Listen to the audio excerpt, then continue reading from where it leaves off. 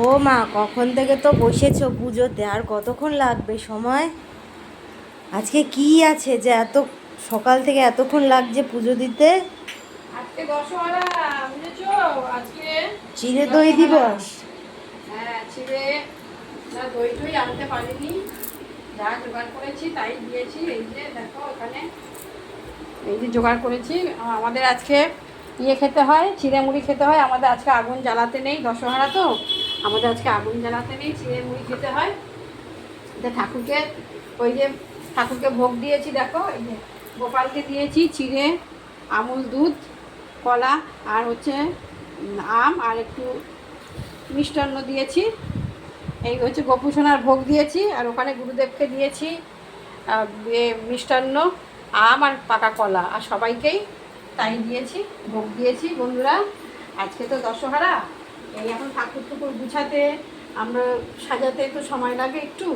আমাদের আজকে ভাত খায় না দশহরাতে। আমাদের আজকে চিড়ে, দই, আম, কাঁঠাল, যে যত রকম পারবে সে তত রকম খাবে। তা আমাদের তো আর সম্ভব না, আর আমাদের কেউ খায়ও না। তো এই দুপুরবেলা যে কী কষ্ট করে খেতে হবে, আমাদের কেউ খায় না। তো ওই মুড়ি এনে রেখেছি, মুড়ি, চিড়ে, আম, কলা, দই আর রসগোল্লা এনেছি, ওই খাবে। ঠাকুরকেও তাই ভোগ দিয়েছি, গোপালকেও চিড়ে, দুধ, কলা, মিষ্টান্ন, আম দিয়েছি। যেটুকু জোগাড় করে দিয়েছি ঠাকুর, সেটুকুই ঠাকুরকে দিয়েছি, বুঝেছো বন্ধুরা? তো এখন তো আজকে তো খুব একটা কাজ নেই, কাজ হালকা, বসে বসেই তার হিসাব জোগাড় করলাম, দোকানে গেলাম, ফুল আনতে আনলাম, এই সমস্ত করে টোরে এই বসেছি, গুছিয়ে নিয়েছি, ভোগও দিয়ে দিয়েছি। এবার খালি ঠাকুরের নাম করব আর ঠাকুরকে আরতি করব। আরতি তো সেরকমভাবে এখন করা যায় না, কোনো শব্দ করতে নেই, শঙ্খ বাজাই না, কাসর ঘণ্টা কিছুই বাজায় না, এমনি আরতি করি। করে তারপরে ঠাকুরকে প্রণাম করে, ঠাকুরকে জানিয়ে, সবার জন্য সবার মঙ্গল কামনা করে ঠাকুরের কাছে, তবে ঠাকুরের এখান থেকে ছুটি হবে। তো তোমরা সবাই ভালো থেকো। আজ দশহরা, মা মনসা, মা গঙ্গার আজকে পুজো।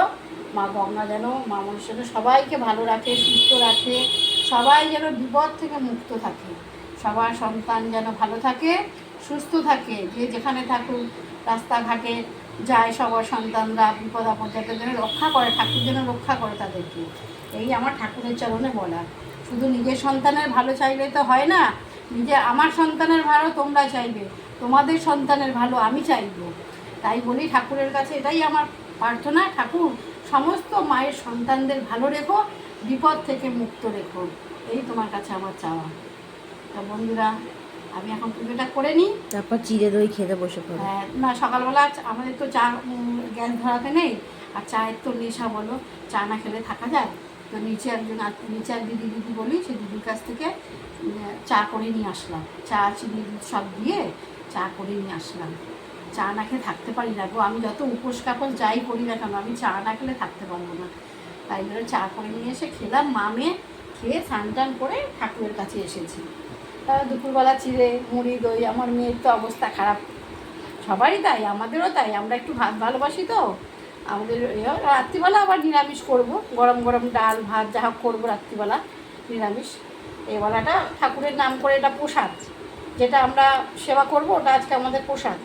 মা মনসা বা মা গঙ্গার ওটা প্রসাদ, এটা আমরা গ্রহণ করব। তো যাই হোক, নিয়ম তো যেটুকু আছে সেটুকু করতে হবে, সব নিয়ম আমি করতে পারি না, কেন আমার শরীর ভালো থাকে না, আমি অত নিয়ম করতে পারি না। ঠাকুরের চরণে বলি, ঠাকুর তুমি ক্ষমা করে দিও, আমি তো সব পারবো না করতে, কেন আমার মানে একবার গল ব্লাডার অপারেশন হয়ে গেছে, আমি একটা গ্যাসে ভুগি, কিছু হলেই আমার গ্যাসে ব্যথা হয়। আমি ঠাকুরের চরণে বলেছি, ঠাকুর আমার তুমি ক্ষমা করো, আমি যতটুকু পারবো ততটুকু করব, তার বেশি আমি পারবো না।